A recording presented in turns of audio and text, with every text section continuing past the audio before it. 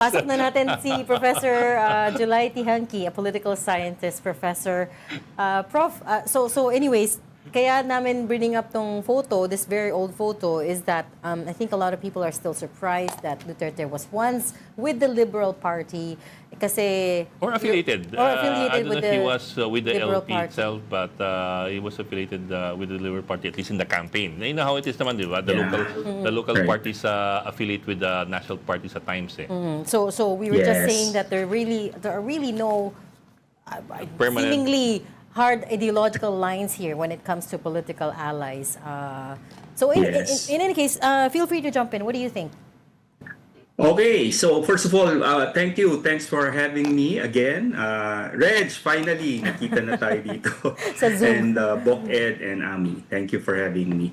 Well, with regard to former President Rodrigo Duterte being affiliated with the Yellows, indeed, if I remember correctly, in 2010, he was among the staunch supporters of the candidacy of Noynoy Aquino back then. And kung ating tatandaan, no, mahaba rin ang affiliation ng mga Duterte sa mga Aquino kasi yung mother ni President Duterte was a staunch yellow Si Soledad. activist, no, during the Marcos era, no, especially after the Aquino assassination, no. So although the father was associated with the first Marcos presidency, no, he was was a former cabinet governor minister. of an undivided Davao, and at the same time was a cabinet secretary during the first Marcos presidency, no. So dun sa mga kasi, no, sa mga kabataan, hindi nila maalala yan, no, and especially given the polarization in social media, no, talagang either you're Dilawan or either you're Duterte supporters, no. So talagang hindi na nila maging malaking surprise sa kanila na at one point the Dutertes, and there was even photo that went viral at the time naman si Vice President Leni, no, having merienda with Ayun. then Mayor Sara Duterte. Oh, we were no? just Prof, we were just talking about that earlier, and how some people were so offended that we suggested. Kasi once upon a time, former Senator Sonny Trillanes said that they were friends. They go way back, and as far Yes, back as yes. 2015, nagsabi na rin si then VP Leni na magkaibigan kami. Yeah, yeah. Yeah, even Senator Trillanes at one point. Oh. Di ba si Cory Aquino nag-appoint kay Rodrigo Duterte as prosecutor? Yes, yes, that's true. Dahil nga Oo, supporter niya yung mother. Yes, Diba? And as OIC. yeah. Pati yung pag-appoint sa kanya as OIC Vice Mayor ng Oh, I Davao. see, yes. Oh. Yeah, So, yeah. ito na yung mga detalye na a lot of people have forgotten. Yeah. Details that people have forgotten. And sir, Yes, we bring that yeah. up kasi among other things, we were talking, for example, yesterday with Erin Tanyada, of course, President ng Yes. LP. And one of the questions we asked him was, 2028, yes, it's two years down the road, but at the same time, it's so near already yet so far. And Yes. there are a lot of people saying na, the opposition has to unite if they want to fight Sara Duterte. One of the questions we asked Erin yesterday of LP is, anong possibility na the traditional opposition, of course the Pinks and the Dilawans, would find common ground with the Marcos administration, or at least Shared affiliate with the Marcos values. administration in Yes. fighting the group of VP Sara Duterte. What do you think? Well, teka, ang sagot ni Erin parang hindi niya sinagot eh. Yeah. He'd rather not go into that yet, although he said then na he thinks a three-way fight would be more beneficial to the traditional opposition. Kasi in 2022 daw, if it was a three-way fight, then they had a bigger chance. What do you think from your Yeah. perspective? Would that I don't know. I don't want to say would that make sense kasi sometimes Yeah, it would. things shouldn't make sense. But anyway, what do you think? Yeah.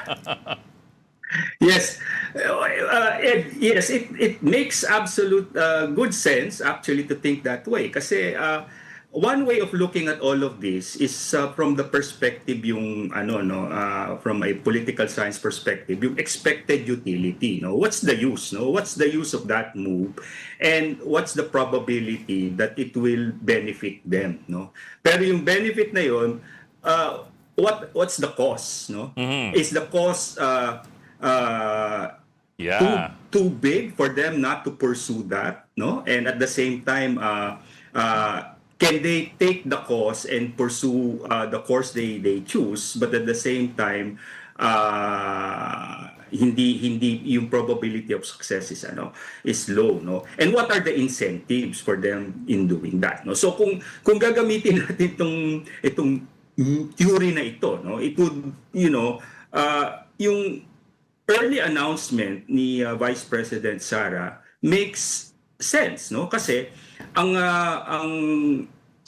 playbooks of Philippine elections since EDSA is that based on previous experiences, no, a prospective presidential candidate should delay the announcement or at least even any indication of interest in running for president because of the experiences of, let's say, then Senate President Manny Villar or even then Vice President Jojo Binay. No? Maaga silang nag-announce, so talagang inatake sila, binakbakan sila ng binakbakan. Hanggang in the end, they were early front runners, but in the end, they lost the election. No? So that has become part of the playbook. No? Huwag ka muna mag-a-announce. And in fact, ang pinaka-perfect naman dyan sa style na yan was no less than Rodrigo Duterte himself, di ba?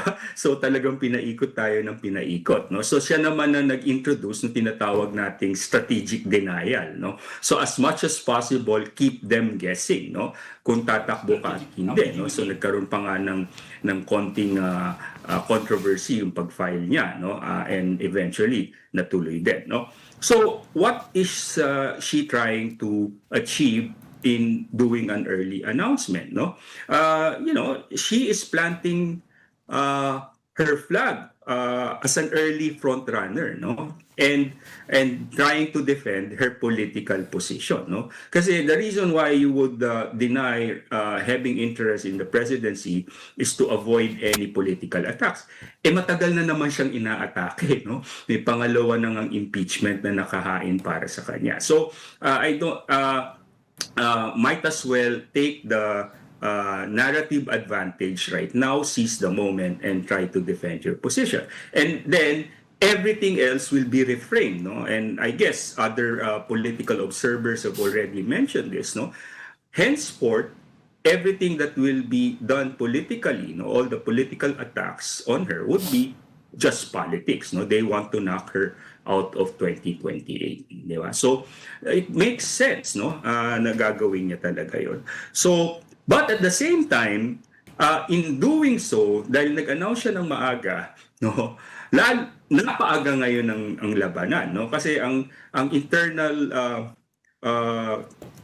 calendar for any presidential run is after the midterms, no. Mag-start ka na mag-test ng water, mag-start ka na mag-organize ng machinery mo, and then at least by 2027 nakaumang na lahat ng makinarya mo, no? So biglang napabilis ngayon, no, itong kalendaryo, political calendar in trying to prepare for a national campaign. And since we have a synchronized election, magkakascade yan all the way down, no? So this will provide an incentive, no, also for the political opposition to stick together and try to iron out their differences, no? Kasi unlike the last presidential cycle, no, hanggang sa kahuli-hulihan, they failed to get their acts together, no? So ngayon, they have enough time. So for as long as Sara is the front runner, it will provide an incentive for the opposition to try, no, to try to unite. But hindi ba, at the same time, it would, yes. But Prof, Yes, hindi Reg. ba ang lesson of 2022 is that a coalition or a union based on political expedience will not work. Hindi ba yun yung takeaway doon? Yeah. Yeah. But it's not based on political expedience. So this is based on survival, no? Iba-ibang sitwasyon ngayon, no? On the part of the political opposition, just to imagine a Duterte 2.0 would be an existential threat, no, for the political opposition. At the same time, the same can be said about the administration, no, the Marcos camp, no. Pag nanalo ang mga Duterte, talagang babalikan sila. So iba, no, iba ito, no. Hindi lang ito a question of policy differences or a question of political interest, no. This is a question of survival. The same goes for the Dutertes, no. Syempre, pag either one of the rivals, no, either the Marcos bloc or the opposition trying to exact accountability, no, pag sila naman ang nanalo, di mawa-wipe out din ng mga Duterte, no. So iba ang latag, no, ng laro ngayon, no. So ang problema lang, no, dito kay Sara, no, will she be able to maintain, no, her popularity, no, her top position in the race? Dahil kahit na sabihin natin internally yung political calendar ay maikli, no, but then again 2 years is still an eternity in Philippine politics, no, because anything can happen, no. Yun yung hindi kontrolado ng any of these political players. Pero sir, let me zoom in dun sa so-called political opposition. If it comes to the point where the political of course, I'm talking about the Dilawan and the Pinks. Pinks. If they ever come at all to the point where they have to, or they feel the need to strike some sort of an Alliance. uncomfortable alliance with the Marcos administration, that will come at a huge political cost as well. Definitely. Di ba? You can imagine a lot of people from that side of the fence Yeah. being very Turned off. disappointed and being very Yeah. turned Turn off. off. So Yeah. it's cost benefit analysis on one hand, but on the other Yes. hand, then it's also parang what moral high ground are you talking about if if it's all cost Precisely, benefit? no? Kasi that's the dilemma for the opposition, no? It makes perfect political sense, no? Makes perfect electoral sense that they strike an alliance with any political bloc that's against the Duterte, no? Following the saying, the enemy of my enemy is my friend, Yeah. no? That's the political reality, no? Kaso the narrative of the political opposition rests upon moral politics, di ba? So nagkakaroon ngayon ng narrative trap na tinatawag, no? Nagkakaroon ngayon ng internal contradiction, Dissonance. no? All your political pronouncements are against you're for accountability, or against corruption, you're against human rights violation, but the Marcoses are the primary historical example of all the things that you are against, no? Pero pwede naman nila sigurong sabihin na, well, that was the first Marcos presidency. The second Marcos presidency is not the first Marcos presidency, but it's going to be a hard sell, no? So yun yung difficulty, no? For example, this thing that nangyari kay Senator Bam, no? Senator Bam has been trying to balance, no? Even in his return to the Senate, his run, no, he tried to distance himself from the traditional narrative of the political opposition and tried to repackage himself into a technocrat, non-partisan, just trabaho lang kind of politician. And it worked for him, no? Naging number 2 siya because of the situation, because of the breakdown of the unit team, no? He was able to attract some of the BBM supporters who yung kumalas sa mga Duterte, no? But if he can do the same tactic and strategy for 2028, mas mas mahirap, no? At katulad nito, no, yung recent statement niya, it's a float, no? Just to test the water. Kasi nga, with the announcement of the Vice President, no, all bets are off, no? So talagang lahat, there will be a massive realignment na of forces and everyone's trying to test the water, no? The political water for 2028. Professor, while we're expecting na matutuloy yung trial ni Rodrigo Duterte, no? Will it Yes. be a plus or a minus for the presidential Yes. bid of his daughter? Yes, of course, that's part of the calculation on the part of the Duterte camp, no? Kumbaga, they're getting some political capital for free at the expense of the patriarch of the Duterte dynasty, no?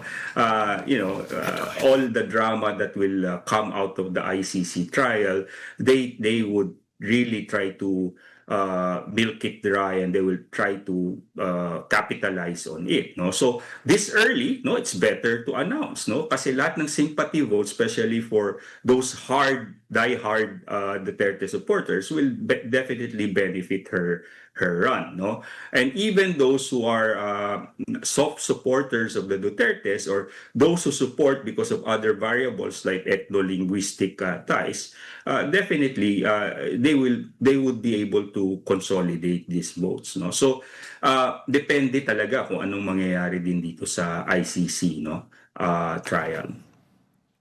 Could still Pero go hindi ba yung either lalabas way. ng mga stories doon? We are expecting a lot of stories from the victims.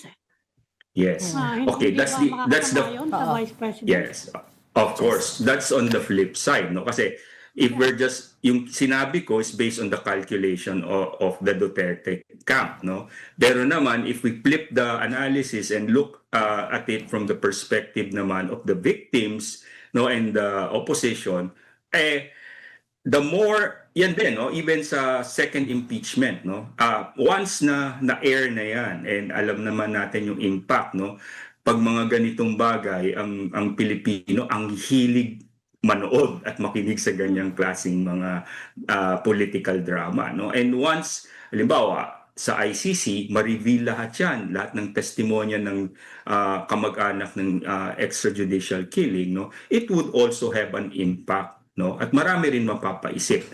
Remember, sunod-sunod yung mga surveys na nagsasabi na while malaki ang porsyento na sumusuporta sa mga Duterte at kakaunti lang ang compared sa kakaunti na sumusuporta ngayon sa Marcos at sa mga opposition, napakalaki pa rin ang porsyento ng undecided. No? At yun ang magiging target at yun ang magiging key, no? So halimbawa dito sa ICC yung everyday coverage o pag may coverage ng hearing na yan at ipaparade lahat ng kwento, even sa impeachment ganun din, at magkaka-epekto yan sa Duterte brand.